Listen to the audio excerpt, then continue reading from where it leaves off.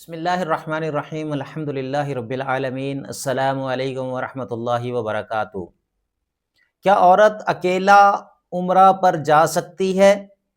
عورت کے احرام کی کیا انفرادیت ہے؟ اور اگر دوران عمرہ ایام مخصوصہ آ جائیں تو کیا کیا جائے؟ آج کی ویڈیو میں انشاءاللہ العزیز ہم اسلامی تعلیمات کی روشنی میں عورت کے عمرہ سے متعلق تمام ان پہلوؤں کا جائزہ لیں گے، ان کو سمجھنے کی کوشش کریں گے تاکہ ہر زائرہ کا سفر عمرہ ان کی عبادات مکمل، باوقار اور شرعی اصولوں کے مطابق ہوں۔ عورت کے لیے عمرہ کی شرعی حیثیت کیا ہے؟ عمرہ عورت کے لیے بھی اسی طرح مشروع ہے جیسے مرد کے لیے ہے، یعنی رسول اللہ صلی اللہ علیہ وسلم کے فرمان کے مطابق ایک عمرہ دوسرے عمرہ کے درمیان گناہوں کا کفارہ ہے۔ عورت کے لیے عمرہ عبادت، بندگی اور روح کی تطہیر کا ذریعہ ہے۔ اکیلے سفر کرنے کا مسئلہ کیا ہے؟ اکیلے سفر کرنا عورت کا بغیر محرم کے، اس کی شرعی حیثیت کیا ہے؟ جیسا کہ رسول اللہ صلی اللہ علیہ وسلم کے ایک فرمان کا مفہوم ہے کہ عورت محرم کے بغیر سفر نہ کرے، وہ سفر چاہے عمرہ کا ہو یا کوئی دیگر سفر ہو، عورت پر پابندی ہے۔ اور اس پابندی کا جو مقصد ہے وہ پابندی برائے پابندی نہیں ہے، بلکہ اس کا مقصد اسے سیکیورٹی فراہم کرنا ہے، اس کو حفاظت فراہم کرنا ہے۔ اور اسی بات کے پیش نظر دور جدید کے بعض فقہا کے نزدیک اگر ریاست کی طرف سے مکمل سیکیورٹی فراہم کی گئی ہو، شرعی پردے میں ہو عورت، اور محفوظ ماحول میسر ہو تو، اور پھر وہ عورتوں کی ایک جماعت کے ساتھ عمرے پہ جا رہی ہو، تو اس طرح عورت کے بغیر محرم کے سفر کرنے کی گنجائش نکلتی ہے۔ اور پھر علماء عورت کی عمر کا بھی لحاظ رکھتے ہوئے عورت کے سفر عمرہ سے متعلق رہنمائی فراہم کرتے ہیں۔ اگر عمر رسیدہ عورت ہے، یعنی بوڑھی عورت ہے، 60-70 سال سے زیادہ عمر ہے اس کی، تو پھر اس کے اکیلے سفر پر جانے کے سلسلے میں نرمی ہے۔ برکیف احتیاط کا تقاضا یہی ہے کہ عورت محرم کے ساتھ ہی سفر کرے تاکہ کسی بھی فتنے یا خطرے کا اندیشہ نہ رہے۔ لیکن بسا اوقات ایسی مجبوری ہو جاتی ہے کہ کوئی محرم دستیاب نہیں ہوتا اور عورت عمرہ پہ بھی جانا چاہتی ہے، تو پھر ایسے حالات میں اس عورت کو چاہیے کہ علماء سے مشاورت کرے، سفر عمرہ کا پلان کرنے سے پہلے، اس کا منصوبہ بنانے سے پہلے علماء سے مشاورت کے بعد عمرہ کرنے کا پلان کرے۔ اب اس کے بعد دیکھتے ہیں کہ عورت کے احرام کی انفرادیت کیا ہے، یعنی کہ اگر مرد کا احرام ہے تو کیا عورت کا بھی ویسے ہی احرام ہے؟ تو عورت کے احرام اور مرد کے احرام میں فرق ہے۔ عورت کے لیے احرام سفید دو چادریں نہیں، بلکہ اس کا عام سادہ اور باحیا لباس ہے جو بدن کو مکمل طور پر ڈھانپ دے۔ چہرے پر نقاب احرام کے دوران نہیں اوڑھا جاتا، مگر حیا اور پردے کے لیے عورت چادر آگے لٹکا سکتی ہے۔ اس کا میں آپ کو پریکٹیکلی بھی دکھاتا ہوں کہ وہ کیسے ہو سکتا ہے۔ اب رسول اللہ صلی اللہ علیہ وسلم کا ارشاد ہے کہ عورت احرام میں نقاب اور دستانے نہ پہنے۔ نقاب سے مراد یہ ہوتا ہے کہ آپ جیسے منہ کے ساتھ چپک جاتا ہے کپڑا اور اس کو باندھ دیا جاتا ہے پیچھے سے، تو وہ نقاب ہے۔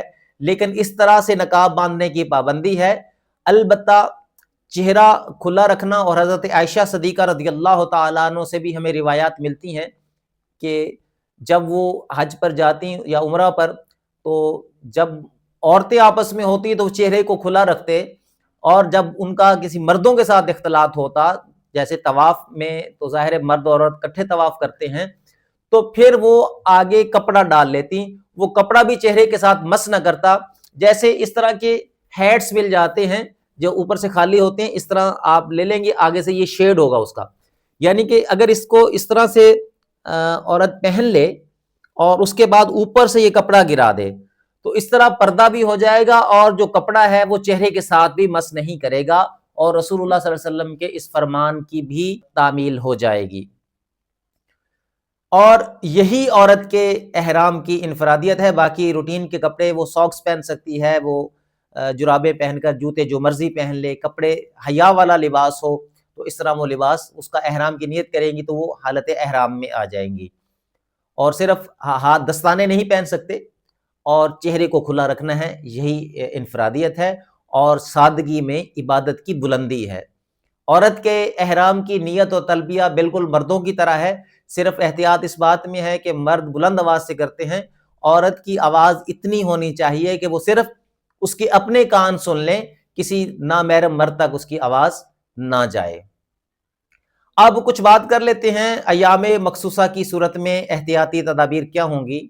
اگر دوران سفر ایام مخصوصہ آ جائیں یا عمرے کا آپ نے بکنگ کروائی ہے اور جانے سے پہلے ایام مخصوصہ آ جائیں تو عورت عمرہ کی نیت کر کے احرام باندھ سکتی ہے مگر طواف نہیں کرے گی، جیسا کہ حضرت عائشہ صدیقہ رضی اللہ تعالیٰ عنہ فرماتی ہیں کہ میں حج کے سفر پہ تھی اور حیض سے ہو گئی تو رسول اللہ صلی اللہ علیہ وسلم نے فرمایا یہ وہ چیز ہے جو اللہ نے آدم کی بیٹیوں کے لیے مقرر کر دی ہے، تم وہ سب کچھ کرو جو حاجی کرتا ہے مگر طواف نہیں کرو گی۔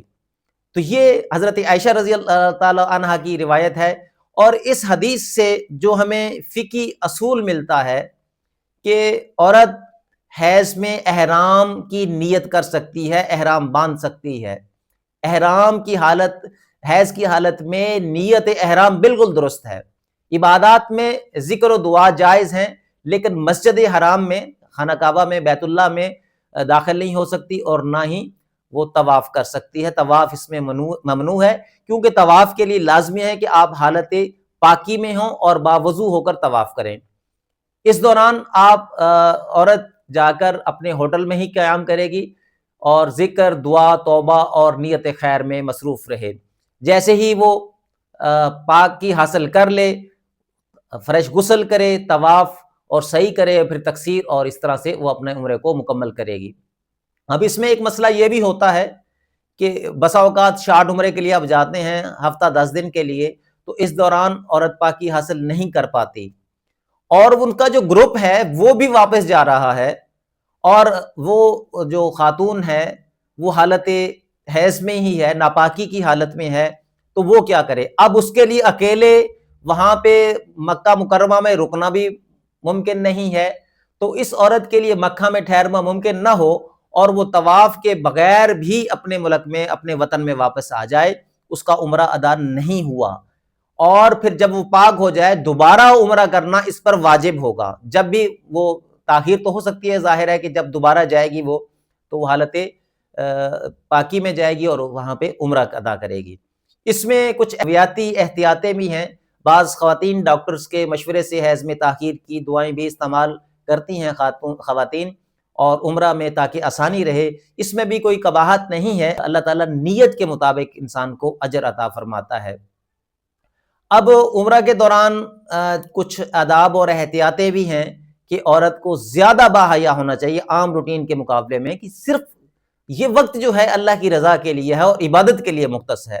خوشبو، میک اپ یا نمایاں زیورات سے پرہیز کرنا چاہیے، نماز اور دعاؤں میں مشغول رہیں، ہوٹل یا خواتین کے حصے میں کوشش کریں کہ سکون کے ساتھ عبادت کریں، اور ہجوم سے بچنا چاہیے، خاص طور پر جب آپ طواف کرتے ہیں تو اس میں ہجوم سے بچیں۔ بعض خواتین کو دیکھا گیا ہے کہ وہ حجر اسود کا بوسہ لینے کے لیے بھی مردوں میں گھس جاتی ہیں، تو اس بات کو بھی خیال رکھنا چاہیے کہ اس طرح سے بوسہ نہیں لینا چاہیے، بجائے اس کے کہ آپ اللہ کی رضا حاصل کریں اور مردوں میں گھس کر اللہ کی ناراضگی والے کام کر رہی ہوتی ہیں۔ اور طواف کی انفرادیت یہ ہے کہ جیسے مرد اپنا دایاں کندھا ننگا رکھتے ہیں طواف کے دوران، اسے استباء کہا جاتا ہے، عورت استباء نہیں کرے گی، اور مرد پہلے 3 چکروں میں رمل کرتے ہیں، تیز تیز چلتے ہیں، تو عورت کے لیے بھی رمل نہیں ہے، نہ استباء ہے عورت کے لیے، نہ رمل ہے۔ اور اسی طرح سعی میں بھی فرق ہے کہ میلین اکثرین جو گرین لائٹس ہیں وہاں پہ جو مرد ہیں وہ ذرا تیز رفتار سے چلتے ہیں، دوڑتے ہوئے نکلتے ہیں وہاں سے، تو لیکن خواتین کے لیے نارمل چال سے چلنا چاہیے۔ بعض خواتین کو وہاں پہ دیکھا گیا ہے کہ وہ بھی مردوں کے شانہ بشانہ بھاگ رہی ہوتی ہیں، تو اس طرح سے عورت کو اپنی جو روٹین کی چال ہے وہاں سے اسی چال سے چلے۔ پھر حلق نہیں ہے خواتین کے لیے، جب آپ صحیح کر لیں، طواف کرنے کے بعد صحیح مکمل کر لیں تو ملک جو مرد ہیں ان کے لیے حلق کرانا افضل ہے، اور عورتوں کے لیے تقصیر افضل ہے۔ حلق نہیں کروا سکتی، حلق کا مطلب ہوتا ہے پورے سر کے بال کٹوا دینا، اور تقصیر کا مطلب ہوتا ہے پورے سر کے بالوں کا چوتھائی حصہ، یعنی کہ اپنے پورے سر کے بال کٹھے کر لیں اور اس کا چوتھائی حصہ ایک پورے کے برابر آپ نے ایک عمرے میں کاٹنا ہے، ایک پورے کے برابر چوتھائی سر کے بال۔ اچھا، بعض خواتین کے جو بال ہیں وہ کسی جگہ پہ ایک ڈیزائننگ کرو کٹنگ کرواتی ہیں کہ کسی جگہ سے آواز زیادہ بال کٹے ہوئے ہیں، کسی جگہ سے تھوڑے کٹے ہوئے ہیں، تو کوشش یہ کریں کہ تمام جگہوں سے، کیونکہ چوتھائی سر کے حصوں کو بالوں کو ایک پورے کے برابر کاٹنا لازمی ہے، اس طرح سے آپ کی تقصیر نہیں ہوگی۔ تو اس بات کا آپ نے خصوصی خیال رکھنا ہے کہ آپ کے جہاں سے آپ چوٹی سے بال کاٹ رہی ہیں تو سارے کے سارے بال آ جائیں، یا کم از کم آدھے آ جائیں، کیونکہ چوتھائی حصے سے کم ہوں گے تو آپ کی تقصیر نہیں ہوگی۔ ان باتوں کا ضرور آپ نے خیال رکھنا ہے۔ عمرہ عورت کے لیے صرف ایک عبادت نہیں ہے بلکہ ایک روح کی تجدید کا سفر ہے۔ ہر قدم حیا کے ساتھ اٹھے، ہر نظر ادب سے جھکے، اور ہر لب سے یہ صدا آئے، لبیک اللہم لبیک، لبیک اللہم لبیک۔ امید کرتا ہوں کہ آج کی ویڈیو آپ کے لیے رہنمائی فراہم کرے گی، آپ کے لیے فائدہ مند ثابت ہوگی۔ اگر آپ کو پسند آئے تو باقی جو زائرین ہیں ان کے ساتھ بھی شیئر کیجیے گا۔ جزاکم اللہ خیرہ۔ السلام علیکم ورحمۃ اللہ وبرکاتہ۔